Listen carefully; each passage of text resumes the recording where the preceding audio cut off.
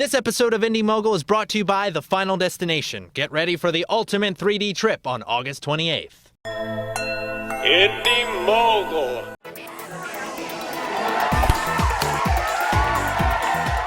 Quentin Tarantino scalped his box office competition this weekend as Inglourious Basterds overtook the U.S. box office.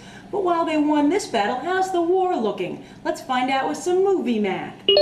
Inglourious Basterds planted its flag in the #1 spot this weekend with $37 million. That makes it the biggest opening of Quentin Tarantino's career. The bounty also proves that audiences like seeing Brad Pitt in action instead of deep thought.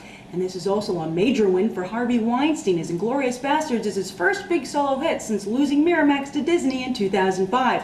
He'll certainly want to garnish his victory with some gold, so expect a big push come award season. Christoph Waltz did already win Best Actor at the Cannes Film Festival this year, but the critics only feel this movie is so-so. However, audiences seem to universally adore the movie, so let's see if the Academy screws things up again like they did with The Dark Knight. Hey guys, do you want anyone to watch your telecast or not?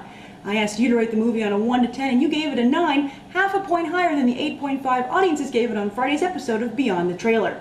And now for the one-sentence review challenge results. Here's the top 5, and all summer long, #1 will be getting a free pair of AMC movie tickets.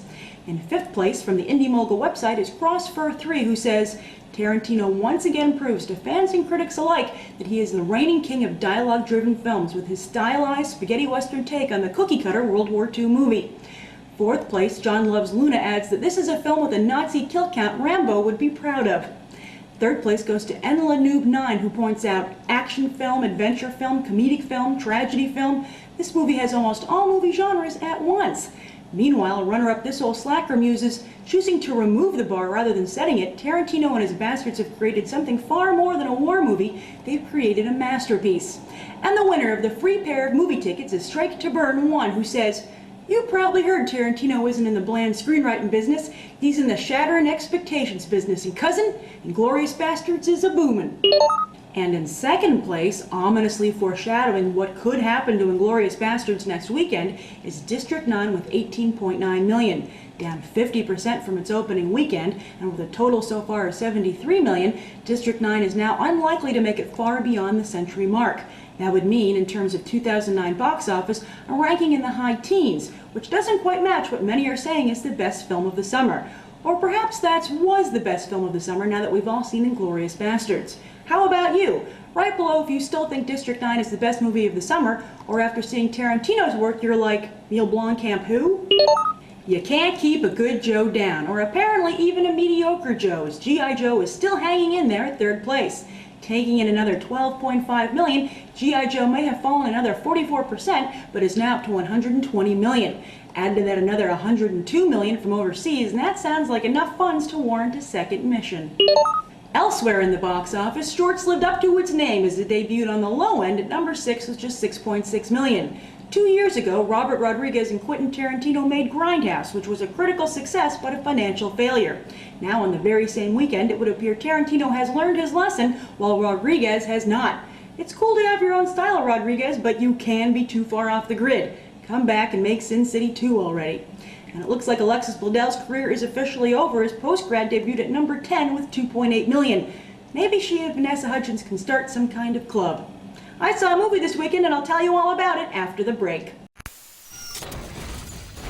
For 10 years, one franchise reinvented death. This Friday,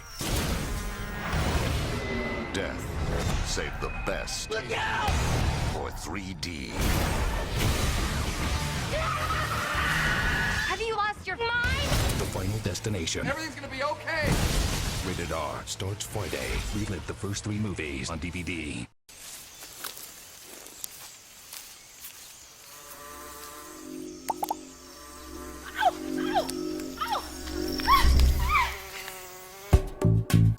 This weekend I saw Inglourious Basterds, and let me say the trailer doesn't do this movie justice. I thought Moon was the best movie of the year, but I was wrong. It's Inglourious Basterds. Quentin Tarantino has really hit a home run here, and I dare say it's a perfect movie. Now, some people don't like that the film rewrites history, but I think Tarantino set out to make a World War II fantasy. This is what many of us wish had happened. Of course, I don't think any of us could have predicted Tarantino's delicious flourishes and plot twists, but I'd say we can all agree this is a much better ending to one of the worst chapters in history. The movie is beautifully shot, and sure, Tarantino likes a lot of dialogue, but it's not like he's weak on the visuals. Every setting looks like it's right out of a 1940s painting of Europe, and the imagery in the final scene in the movie theater is truly breathtaking and haunting. The movie is also beautifully acted. And yes, everyone here is playing caricatures, idealized versions of the Americans, the British, the French, and even the Germans. The hilarious British briefing scene is a perfect example of this. Everyone from Brad Pitt on down to Diane Kruger, who I've never seen do this good a job in a movie before, really deliver. There isn't a selfish performance in the group. Everyone contributes their part to make this movie sing. And then, of course, there's Christoph Waltz. I'd say not since Alan Rickman's Hans Gruber has such a movie villain been able to catapult a film from excellent to instant classic. The two finds of summer 2009 are Zach Galifianakis and Christoph Waltz. We'll be seeing a lot more of both of them in the very near future, and I, for one, can't wait. As for Inglourious Basterds, expect to see it rack up a number of Oscar nominations, and I really do feel it deserves to win a few of them. Sorry, Moon, District 9, Star Trek, and The Hangover, you still have a special place in my heart, but I've fallen in love with these Inglourious Basterds. As always, thanks for watching Movie Math, and I'll see you on Friday when Beyond the Trailer covers The Final Destination. I'm Grace Randolph, and we just did some Movie Math. Subscribe, comment, rate it.